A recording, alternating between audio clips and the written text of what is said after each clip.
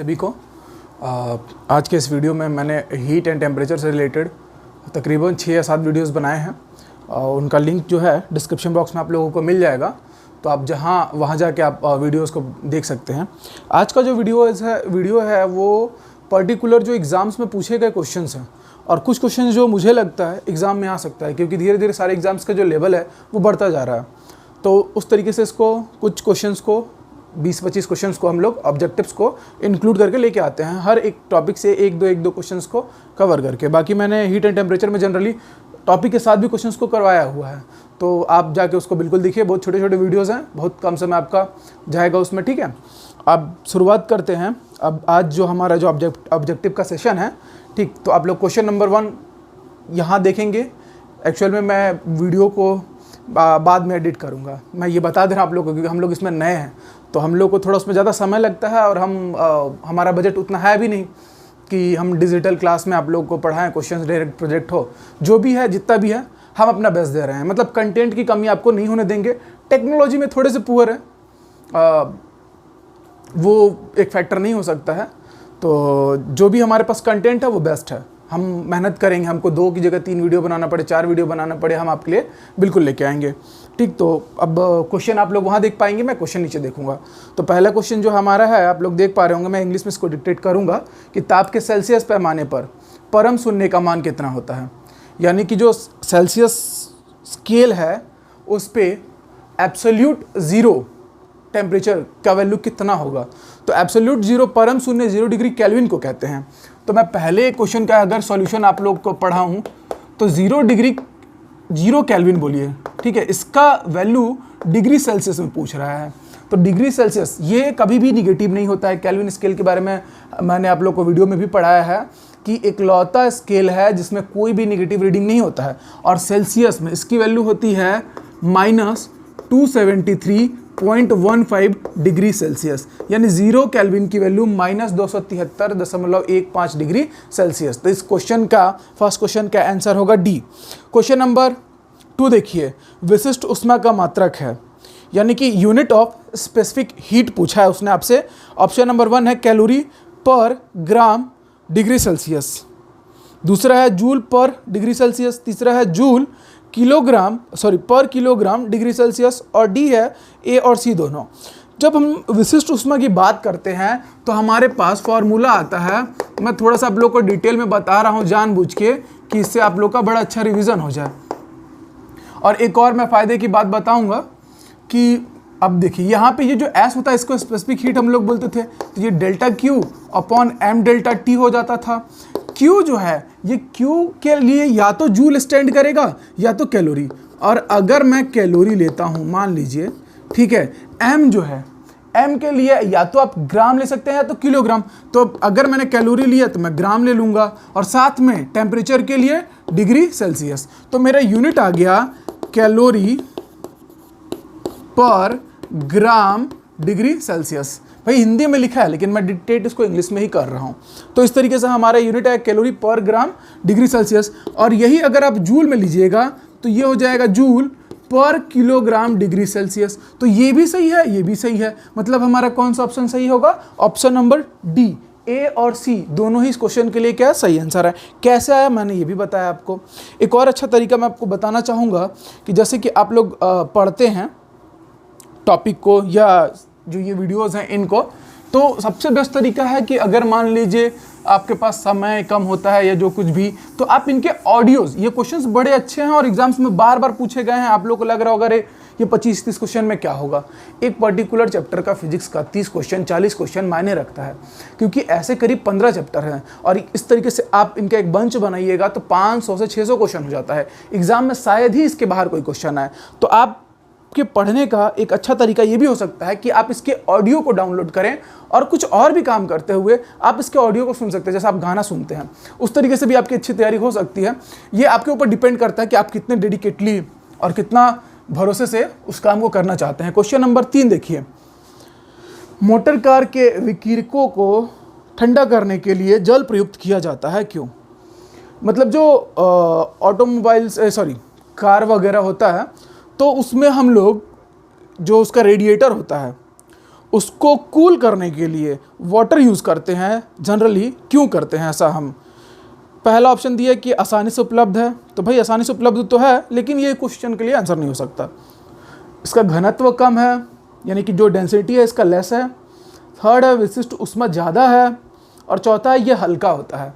तो देखिए इसका पर्टिकुलर आंसर होगा कि इसकी विशिष्ट ऊष्मा, क्वेश्चन नंबर 3 का आंसर होगा सी, कि जो वाटर है उसका स्पेसिफिक हीट जो होता है वो ज़्यादा होता है, मतलब कि वो ना ज़्यादा जल्दी गर्म होगा और ना ही जल्दी ठंडा होगा। तो जो रेडिएटर है उसकी सिक्योरिटी के लिए बेस्ट है कि जो पानी है वो जल्दी गर्म होगा नहीं, तो इस वजह से उसके स्पेसिफिक हीट यानी विशिष्ट ऊष्मा का ध्यान रख के हम लोग उसको यूज़ करते हैं। चलिए नेक्स्ट क्वेश्चन पे चलते हैं। क्वेश्चन है 4, सूर्य प्रकाश के कारण ऊष्मा उत्पन्न होता है, यानी जो सनलाइट है तो जो हीट प्रोड्यूस करता है उसके किस प्रकाश के कारण होता है? क्योंकि उसमें बहुत सारा सूर्य प्रकाश जो सनलाइट आता है उसमें बहुत कुछ रहता है, visible light, infrared, UV rays, फलाना डिकाना, बहुत कुछ रहता है। ठीक, तो फर्स्ट है पैराबैग्नी किरणों से, पैराबैग्नी यानी यूवी अल्ट्रावायलेट रेज, बी है विजिबल लाइट यानी दृश्य प्रकाश से, और थर्ड है अवरक्त विकिरण यानी इंफ्रारेड से, और फोर्थ है एक्स किरणों से। तो मैं बता दूं जो हीट प्रोड्यूस करता है वो होता है आपका इंफ्रारेड।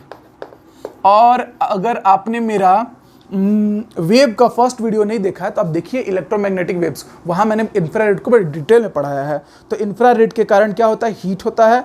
यूवी रेज जो ओजोन लेयर के डिप्लीशन के लिए जिम्मेदार हैं, और बाकी विजिबल लाइट जिसके कारण हम देख पाते हैं। एक्सरे हड्डी उड्डी टूटा है तो उसको डिटेक्ट करता है। 5वां नंबर क्वेश्चन है, क्वेश्चन नंबर 5 देखिएगा आप लोग, बोर्ड पे आप लोग देखिए कि पानी की विशिष्ट ऊष्मा है, पानी यानी जल, वाटर का स्पेसिफिक हीट कितना है? तो भाई इसका ऑप्शन हो जाएगा ए, 1 कैलोरी पर ग्राम डिग्री सेल्सियस, 1 कैलोरी पर ग्राम डिग्री सेल्सियस। ठीक, अब क्वेश्चन नंबर 6, अब देखिए क्वेश्चन नंबर 6 में पूछ रहा है वो कि फ़ारेनहाइट और सेल्सियस पैमाने पर, मतलब फ़ारेनहाइट और सेल्सियस स्केल पर पाठ्यांक समान होगा, मतलब एक जैसा होगा, इक्वल रीडिंग्स कब देते होंगे उन लोग? तो इसमें ऑप्शन है 4, ए -40, बी 40, सी 45, डी -45। तो भाई मैं बता दूं क्वेश्चन नंबर 6 का आंसर होगा ए, भाई -40 डिग्री सेल्सियस का जो टेम्परेचर है -40 डिग्री है, ये दोनों में सेल्सियस और फ़ारेनहाइट में इक्वल होता है। इसको रट लीजिए, बहुत बार एग्जाम में पूछा गया और अभी भी आज भी एग्जाम्स में रिपीट होता है। और कैसे आया था आप मेरे वीडियो में जाके इसको देख सकते हैं। क्वेश्चन नंबर 7 पे ध्यान दीजिए, पारे का तापमापी किस माप तक मापन में प्रयुक्त होता है? पारे का तापमापी, देखिए इस क्वेश्चन का आंसर 7 का क्वेश्चन आप ले सकते हैं बी, जो हमारा जो थर्मामीटर यूज़ होता है, ठीक है, तो उसका जो रेंज होता है वो होता है 212 डिग्री सेल्सियस। ठीक है। क्वेश्चन नंबर 8, 80 डिग्री सेल्सियस के 5 किलोग्राम पानी में 10 डिग्री सेल्सियस ताप वाले 10 किलोग्राम पानी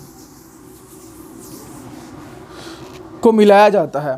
5 केजी पानी है, ठीक, 5 केजी, मैं इसको लिख लेता हूँ ग्राम में, तो ये हो जाएगा 5000 ग्राम।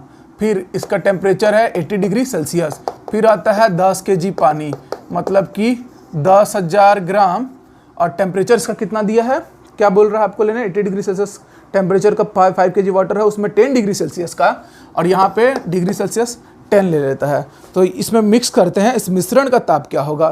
तो भाई देखिए, मिश्रण का ताप निकालने के लिए आप फॉर्मूला वही यूज़ करेंगे, दोनों का एक दूसरे के समान ले लेंगे, ठीक। तो अब यहाँ पे फॉर्मूला दोनों में सेम ही यूज़ होगा, एक और फॉर्मूला है उससे भी आप निकाल सकते हैं। अब यहाँ पे M1 पानी है तो S दोनों के लिए सेम रहेगा, M2, और ये टेम्परेचर डिफरेंस अलग अलग आएगा, ये मान लेते हैं T1 और ये T2 केस में। M1 यहाँ पे हमारा आपको बोला है 5 kg, अब मैंने उसको ग्राम में बदला है तो उसकी जगह पे कितना आएगा? 5000 ग्राम। S तो आप लोग को पता है वाटर का 1 होता है, स्पेसिफिक हीट यानी कि उसकी विशिष्ट ऊष्मा का मान। और डेल्टा T जो है यहाँ पे ध्यान दीजिएगा इसी को लिखने में कि ये यहाँ पे जो आपका टेम्परेचर गिवन है 80 फर्स्ट केस का -T इक्वल्स टू ये टेम्परेचर जो है ये निकालना है, मिश्रण का ताप कहलाता है ये। और M2 की जगह आप लेंगे 10,000, S की जगह 1 ही आएगा, और अगेन यहाँ पे ले लेंगे T -10, इस बार T पहले लिखा जाएगा, ये आपको याद रखना है फॉर्मूला, अब इसको सॉल्व कीजिएगा तो ये 3 जीरो से 3 जीरो कैंसिल कर दीजिए दोनों तरफ, यहाँ 5 और वहाँ 10। अब मैं एक काम करता हूँ, 5 को उधर भेजता हूँ तो मेरे पास यहाँ बचेगा 80 माइनस टी, ये बस बचा हमारे पास 5 उसके डिवाइड में गया 10/5 और यहाँ बचा t माइनस 10। तो इस तरीके से सॉल्व करूँगा मैं तो 80 minus T is equals to 2t minus 20, 5 दूना 10, 5 2 से 10 और वो 2 मल्टीप्लाई करके 2t और 2 10 में मल्टीप्लाई करके 20। उम्मीद करता हूँ किसी को कोई दिक्कत नहीं, ये माइनस टी उधर जाएगा तो ये हो जाएगा 80 माइनस 20 इधर आके प्लस 20 और ये t उधर जाके 2 और 1 3t। तो इस तरीके से मिला 3t इक्वल्स टू 100। तो t इक्वल्स टू क्या हो जाएगा आप लोग बता पाएंगे? 100/3। तो t equals to 33.3 degree Celsius. ये हो गया हमारा आंसर। मुझे साइड में बनाना पड़ रहा है, मैंने आप लोगों को पहले ही बता दिया इस वीडियो में। तो इस तरीके से क्वेश्चन नंबर 8 भी आप एक न्यूमेरिकल अच्छे लेवल का आप कर पाए।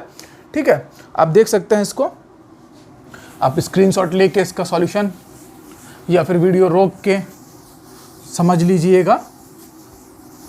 क्वेश्चन नंबर 9 है कि भाई बोल रहा है तांबे यानी कि कॉपर है एक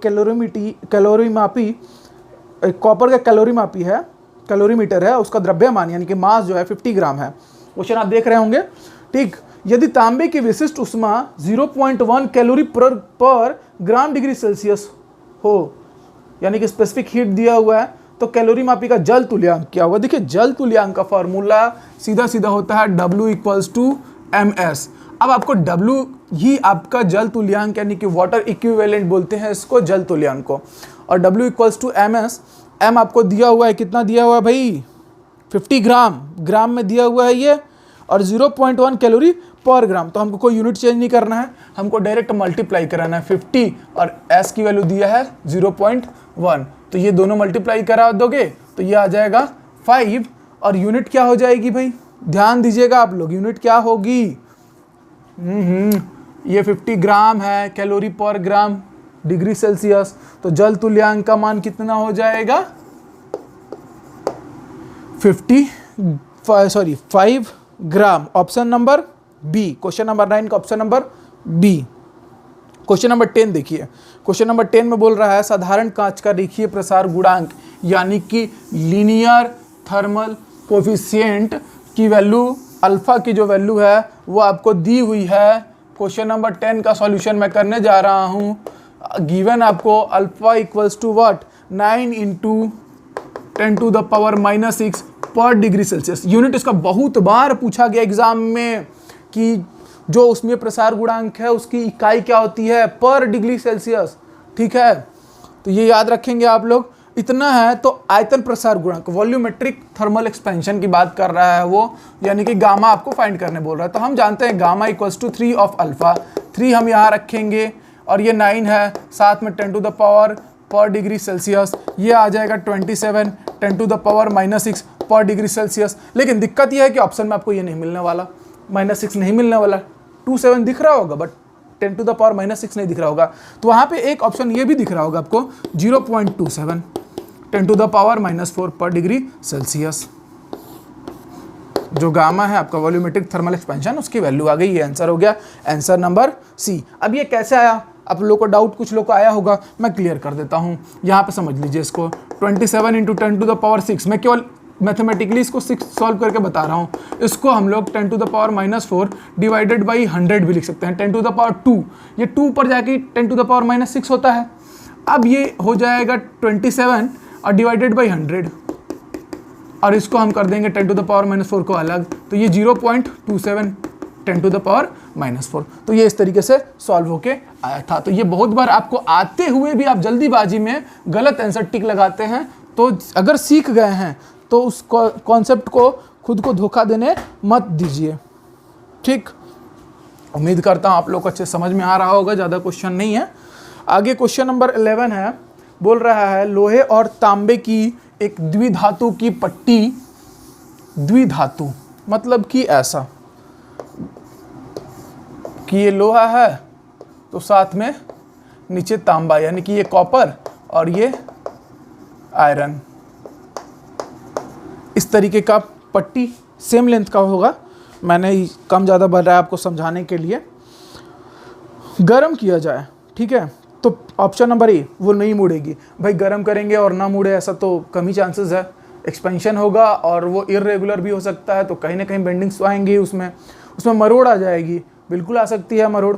लेकिन ऑप्शन क्या सही रहेगा वो देखते हैं कि लोहे को अवतल तल में रखते हुए मुड़ेगी। अवतल तल मतलब होता है, अवतल को इंग्लिश में बोलेंगे कॉनकेव शेप में, और अगर उत्तल बोलेगा तो कॉन्वेक्स शेप में। देखिए ज़्यादा प्रसार इसमें किसका होगा, लोहे का कि कॉपर का? कॉपर का। अब कॉपर का प्रसार होगा और लोहे का कम होगा, तो वो उसको क्या करेगी, इसका प्रसार ज़्यादा हो गया और ये रही लोहे की पट्टी, मतलब उसको कैसे, कॉनकेव शेप में, यानी कि अवतल तल में रखते हुए मुड़ेगी। तो हमारा ऑप्शन क्या होगा, third number C option, question number 11, question number 11 का सी आंसर। अब चलिए क्वेश्चन नंबर 12 पे। क्वेश्चन नंबर 12 बोल रहा है जाड़े के दिनों में पानी के पाइप फट जाते हैं, मतलब कि जो वाटर पाइप्स होते हैं, जो विंटर का सीजन रहता है उसमें वो लोग क्रैक हो जाते हैं, ठीक है, या कहीं से पूरी तरीके से डैमेज हो जाता है। ऐसा क्यों होता है? और जब जल जो वाटर है जब फ्रीज होता है तब ये ऐसा देखने मिलता है, ऐसा क्यों होता है? पहला क्वेश्चन है प्रेशर बढ़ जाता है, मतलब इसका दाब बढ़ता है ऑप्शन में। बी ऑप्शन है यह पाइप से उष्मा लेता है, यानी कि उसे हीट एक्सट्रैक्ट कर लेता है। ऑप्शन नंबर 3 है इसका वॉल्यूम बढ़ता है, जमने के बाद वॉल्यूम बढ़ता है, कुछ याद आ रहा होगा आप लोग को। और ऑप्शन नंबर डी है इसका द्रव्यमान बढ़ता है। भाई द्रव्यमान कैसे बढ़ेगा, द्रव्यमान नहीं बढ़ेगा, ये फालतू का बात है। हम लोगों ने ऐसा ग्राफ पढ़ा था कि ये 4 डिग्री सेल्सियस है और जल का अनियमित प्रसार करके उसका हेडलाइन था ऐसा कुछ कि भाई इससे ऊपर जाओगे तो भी आयतन बढ़ेगा, ठीक है, और इधर जा रहे हो तो भी आयतन बढ़ेगा। अगर 0 से आप काउंट करोगे, 0 से 4 जाते हैं तो आयतन यानी कि वॉल्यूम घटता है, डिक्रीज होता है, देन फिर इंक्रीज होता है। 4 सेल्सियस के 4 डिग्री सेल्सियस के आगे वो इंक्रीज होता है वॉल्यूम। तो भाई जब जमने की बात आएगी, ध्यान देना, तो पहले टेम्परेचर 4 डिग्री सेल्सियस आया होगा, आने के बाद ही तो वो 0 डिग्री सेल्सियस पहुंचेगा ना, मतलब इधर की ओर जा रहा है। और इधर की ओर जा रहा है तो हम ग्राफ को अगर ट्रेस करें, यानी कि वॉल्यूम क्या हो रहा है, इंक्रीज हो रहा है। तो जल जमने से अगर पाइप फट रहा है यानी डैमेज हो रहा है, तो रीजन क्या होगा, due to increase in volume. अब ऑप्शन नंबर देखिए और टिक मार दीजिए, तो 12 का हो जाएगा सी। क्वेश्चन नंबर 13 क्या बोल रहा है, 100 डिग्री सेल्सियस पानी से जलने की अपेक्षा 100 डिग्री सेल्सियस पर भाप से जलना क्या है भाई? 100 डिग्री का पानी है और 100 डिग्री का स्टीम है, 100 डिग्री सेल्सियस का स्टीम है। क्वेश्चन नंबर 13 में 100 डिग्री सेल्सियस का वाटर है और 100 डिग्री सेल्सियस का स्टीम है। मैं बता दूं दोनों में फ़र्क ये है कि इसका जो स्पेसिफिक हीट होता है वो होता है 1 कैलोरी पर ग्राम डिग्री सेल्सियस, और इसका जो होता है वो 536 कैलोरी पर ग्राम डिग्री सेल्सियस। देखिए कितना फ़र्क है दोनों में, मतलब जनरली इनका जो सॉरी मैंने गलत आप लोगों को बता दिया, सॉरी चाहूँगा मैं इसके लिए। मैं लेटेंट हीट की बात कर रहा था। जो लेटेंट हीट होता है स्टीम का, यानी कि उसकी जो गुप्त उष्मा जो हमको आपको नज़र नहीं आती है, अवस्था परिवर्तन करने के समय, फेज चेंज करने के समय यूज़ होती है। देखिए होता है कभी कभी छोटी मोटी गलतियाँ हो जाती हैं, तो बिल्कुल इसको दिमाग से निकाल दीजिएगा। क्वेश्चन में ध्यान दीजिएगा कि 100 डिग्री सेल्सियस का वाटर है और 100 डिग्री सेल्सियस स्टीम है, तो स्टीम का लेटेंट हीट यानी कि उसकी गुप्त उष्मा वो ज़्यादा होती है, वो होती है 536, ठीक है। तो इसीलिए वो क्या होता है, ज़्यादा खतरनाक होता है, क्योंकि 536 कैलोरी जो हीट है वो ज़्यादा ट्रांसफ़र होता है, मतलब आप जलेंगे तब, तो इस वजह से वो अधिक खतरनाक है। तो ऑप्शन नंबर क्या हो जाएगा 13 का ए। क्वेश्चन नंबर 14 देखिए। क्वेश्चन नंबर 14 में बोल रहा है निम्न में से कौन अधिक ठंडा है, 0 डिग्री सेल्सियस पर पानी, दूसरा है बर्फ़, तीसरा आइसक्रीम, सभी एक समान। आप लोग को लग रहा होगा सभी एक समान नहीं, 0 डिग्री सेल्सियस पर पानी और बर्फ़, 0 डिग्री सेल्सियस पर पानी तो बर्फ़ बनता है, तो वहाँ पे बात ठंडे की कर रहे हैं, अवस्था की नहीं कर रहे हैं, ठोस है कि द्रव है, तो दोनों ही एक समान ठंडे होंगे। लेकिन जो आइसक्रीम अगर 0 डिग्री सेल्सियस पर है तो आइसक्रीम एक्चुअल में एक मिक्सचर है, ठीक है, उसमें और भी कुछ इंग्रेडिएंट्स बनाए गए हैं और उनका टेम्परेचर 0 डिग्री सेल्सियस तक ड्रॉप किया गया है।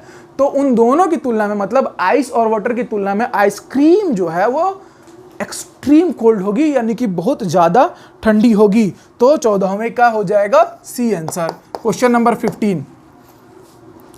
उम्मीद कर रहा हूँ आप लोग को अच्छे समझ में आ रहा होगा, और अच्छे समझ में आ रहा होगा तो बस जाके सब्सक्राइब कीजिए, और हमारा आपका साथ लंबा चलने वाला है, और एग्ज़ाम्स भी जल्दी क्लियर होने वाले हैं सबके, ठीक है।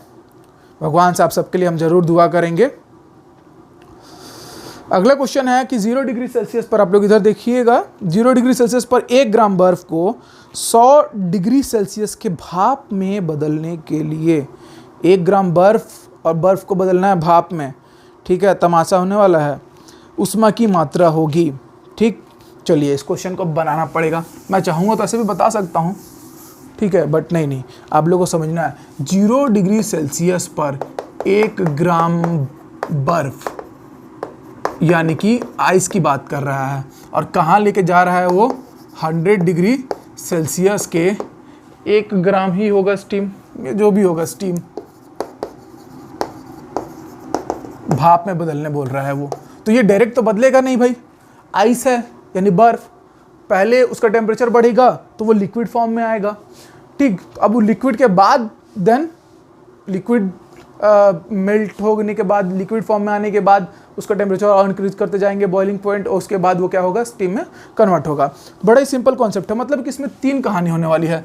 0 डिग्री सेल्सियस के बाद ये 0 डिग्री सेल्सियस के वाटर में बदलेगा, आइस से कहाँ बदला, वाटर, फिर 0 डिग्री सेल्सियस से ये 100 डिग्री सेल्सियस के वाटर में बदलेगा, यानी यहाँ पे एक अलग कहानी, इन दोनों के बीच में एक अलग कहानी, और फिर यहाँ से अलग कहानी। कहानी क्या है मैं बताता हूँ आपको, ध्यान दीजिएगा। बड़े अच्छे से बड़ा अच्छा क्वेश्चन मिल गया है किस्मत से हम लोग को। Question number 15।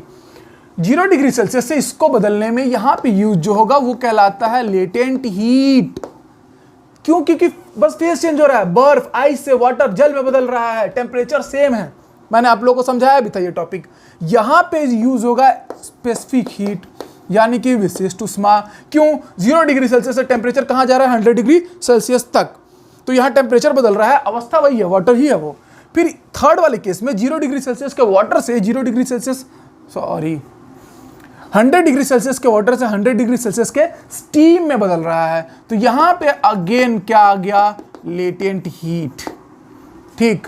और अगर आप लोग को फॉर्मूला याद होगा तो इसको delta Q is equals to M into L, delta Q is equals to MS delta T, delta Q is equals to M into L. तो इससे इस तक कहानी पहुँचने में ये तीनों ऐड होंगे, मतलब कि ML plus MS delta T plus ML, ठीक। अब ये लेटेंट हीट है, आप लोग को पता होना चाहिए कि जो लेटेंट हीट है आइस जब इसमें होता है वो होता है 80 कैलोरी।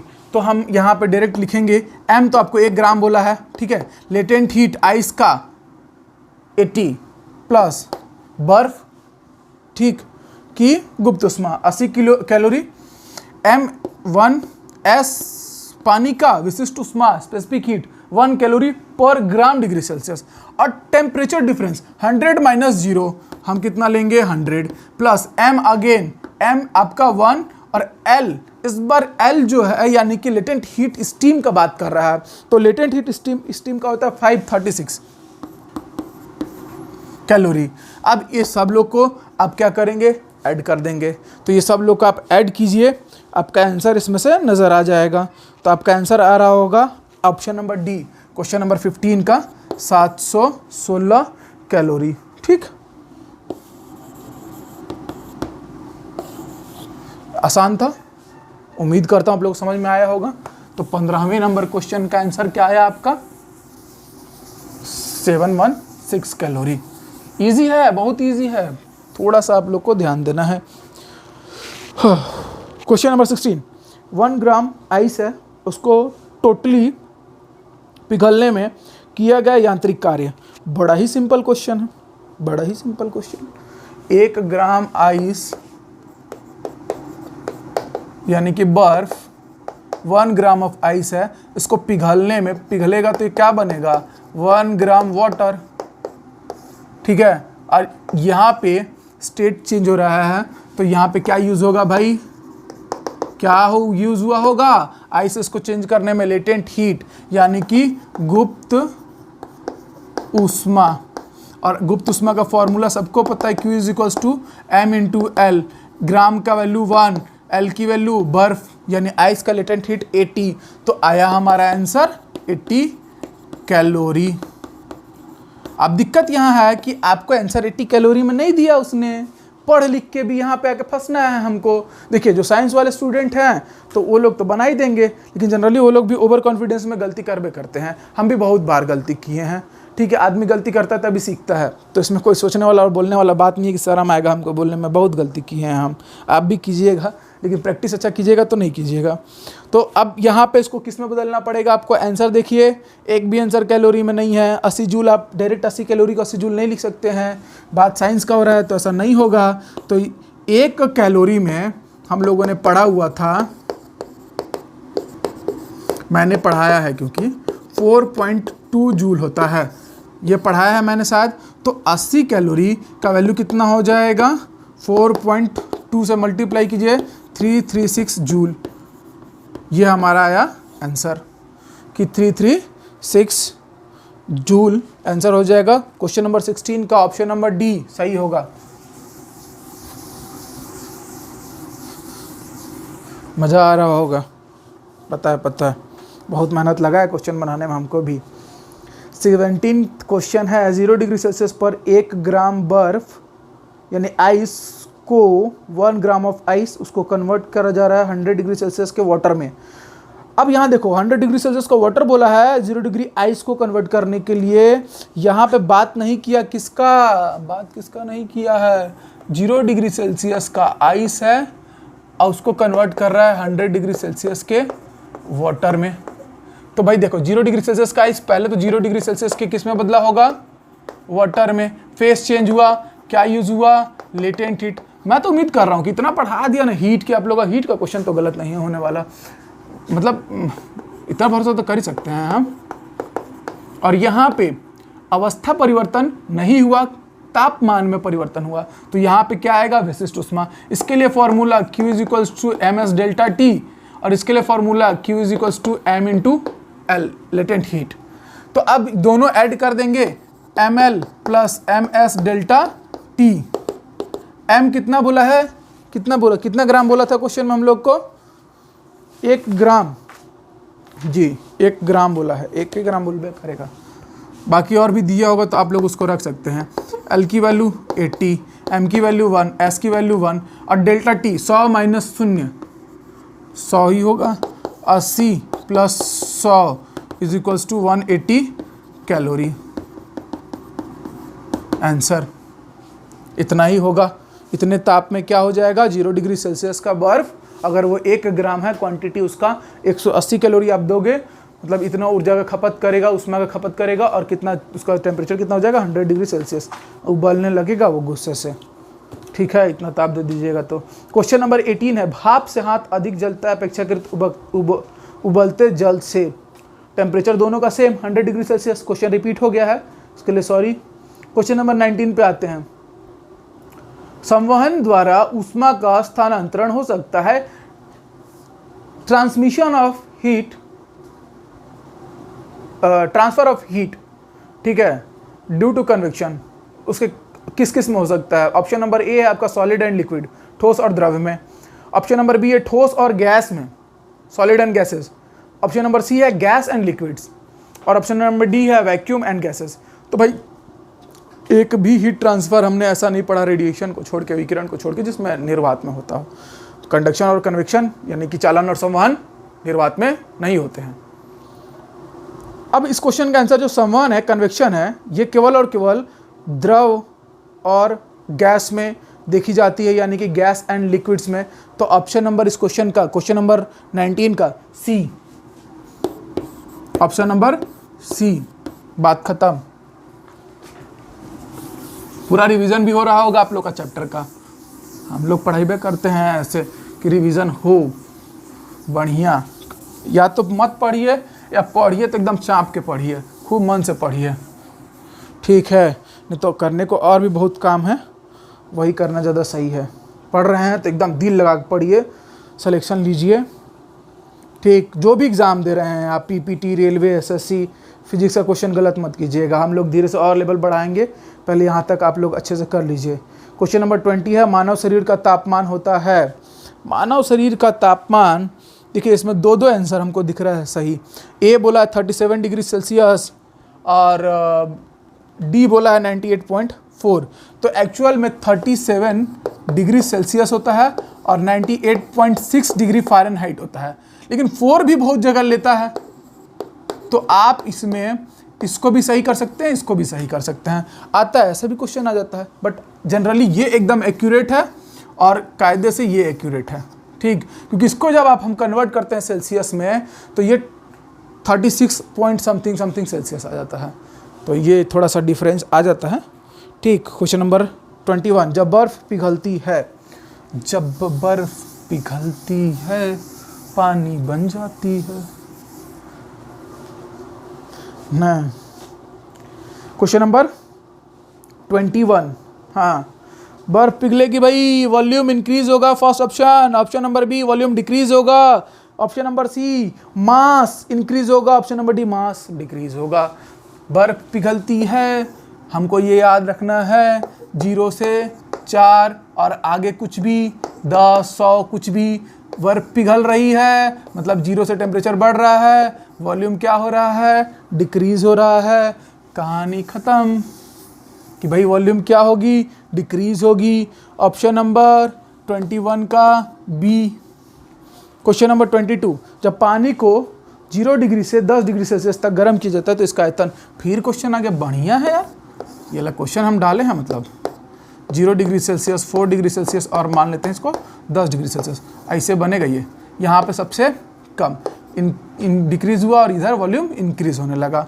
तो अब देखिए क्वेश्चन में क्या बोल रहा है कि जब वाटर है उसको 0 डिग्री सेल्सियस से 10 डिग्री सेल्सियस तक हीट करते हैं, गर्म करते हैं, तो वॉल्यूम में क्या चेंज आता है, वॉल्यूम में क्या चेंज आता है, बढ़ेगा, घटेगा, नहीं बदलता, पहले घटता है फिर बढ़ता है।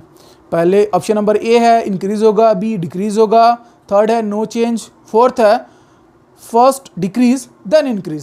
साफ दिख रहा है, फर्स्ट डिक्रीज देन इंक्रीज। तो ऑप्शन नंबर डी, 22 का ऑप्शन नंबर डी। बात खत्म। बहुत अच्छे से पढ़ाए हैं हम ये टॉपिक, वीडियो का लिंक दिया होगा डिस्क्रिप्शन बॉक्स में, जाइए, और नहीं देखें तो देखिए, 20 मिनट निकाल लीजिए अपनी ज़िंदगी का, कोई बुराई नहीं है इसमें। ठीक है, क्वेश्चन नंबर 23, जल के आयतन में क्या परिवर्तन आएगा यदि तापमान 9 डिग्री सेल्सियस से गिरा कर 3 डिग्री सेल्सियस कर दीजिए। मतलब टेम्परेचर डिक्रीज किया जा रहा है, यहाँ पे उल्टा कहानी हो रहा है उसी का। इस बार क्या कर रहे हैं हम कि ये 0 डिग्री सेल्सियस है, ठीक है, और ये 3 होगा और ये 4 होगा और ये 9 होगा। तो इस बार 9 डिग्री से हम लोग 0 डिग्री सेल्सियस, बट हम ग्राफ तो यही बनाएंगे ना, ग्राफ बनाएंगे तो पहले वॉल्यूम इधर से इधर आ रहे हैं, हम राइट टू लेफ्ट आ रहे हैं, तो देख रहे हैं हम लोग कि 4 डिग्री पे वॉल्यूम सबसे कम होता है वाटर का, वॉल्यूम क्या हो रहा है, decrease then increase, decrease then increase, घट रहा है पहले फिर बढ़ रहा है। तो 9 से 3 बोला है जाने, 5 नहीं बोला है, केवल 5 तक बोलता तो घटता, लेकिन वो बोलते 3 4 के पार आता है, यानी कि पहले घटा और 4 से 3 तक बढ़ना चालू कर दिया वॉल्यूम, यानी इंक्रीज करना चालू कर दिया। तो ऑप्शन क्या आएगा इसमें, आयतन घटेगा फिर बढ़ेगा, 23 का सी ऑप्शन। देखिए ज़रूर बताइएगा कैसा लगा वीडियो, ठीक है, लिख के कि और क्वेश्चन करवाना चाहिए था क्या, क्वेश्चन का लेवल ज़्यादा हो गया या ज़्यादा इजी हो गया, जो भी आपके मन में होगा बिल्कुल बताइएगा, हमें एक आइडिया मिलना चाहिए। हमने एग्जाम्स के क्वेश्चन उठाए हैं जनरली। पसीने का मुख्य उपयोग है क्वेश्चन नंबर 24, और इसके कारण इस क्वेश्चन के साथ आज की क्लास खत्म होगी हीट एंड टेम्परेचर की। देखिए इस तरह के क्वेश्चन मैंने कम इंक्लूड किए थियोरेटिकल वाले, इसके लिए ऑनलाइनर एक वीडियो हम बनाएंगे, मैं बाबा टेप प्रवचन दे देंगे कि छत्तीसगढ़ की राजधानी नया रायपुर, ठीक है, इस तरीके से बोल देंगे एक क्वेश्चन और उसके बाद आंसर ऑप्शन दे के इसे लिखते रहेगा। मैंने जो क्वेश्चन ढंग के हैं उसी को हम लोग ऑब्जेक्टिव्स के वीडियो में लेके आएंगे, बाकी वन लाइनर का अलग से वीडियो बनाएंगे। हम लोग मेहनत कर रहे हैं, टेक्नोलॉजीज़ का थोड़ा दिक्कत है हमारे पास कि संसाधन हमारे पास कम है और सीमित हैं, और बजट भी हमारा कम है, तो मेहनत भरपूर होगा, आप लोग का प्यार बना रहना चाहिए बस। तो क्वेश्चन नंबर 24 जो है कि जो स्वेटिंग होता है ना, हम लोग को पसीना आता है, उसका जो मेन यूज़ है वो क्या है, मुख्य उपयोग। फर्स्ट है temperature control of the body, शरीर का, या शरीर में जल की मात्रा का संतुलन करना, शरीर में से विष पदार्थ बाहर निकालना, मतलब जो टॉक्सिक जो चीज़ें हमारे बॉडी में हैं उनको बाहर निकालना ना। डी है त्वचा के छिद्रों से गंदगी बाहर निकालना, जो भी गंदगी है, वेस्ट मटेरियल्स हैं, वो त्वचा के जो पोर्स होंगे हमारे स्किन्स में छोटे छोटे, ठीक है, वहाँ से उसको एक्सट्रैक्ट करना, बाहर निकालना। तो देखिए इसका आंसर होगा ए, 24 का ए। ये मेनली टेम्परेचर कंट्रोल करता है। वैसे भी टेम्परेचर के चैप्टर में पढ़ रहे हैं तो टेम्परेचर ही होगा आंसर, सिंपल सा लॉजिक है, ठीक है। तो इस तरीके से आज का ये हीट एंड टेम्परेचर का टोटल वीडियो कवर हो गया है। तो मैं आप लोग घर में बैठे रहिए बढ़िया से।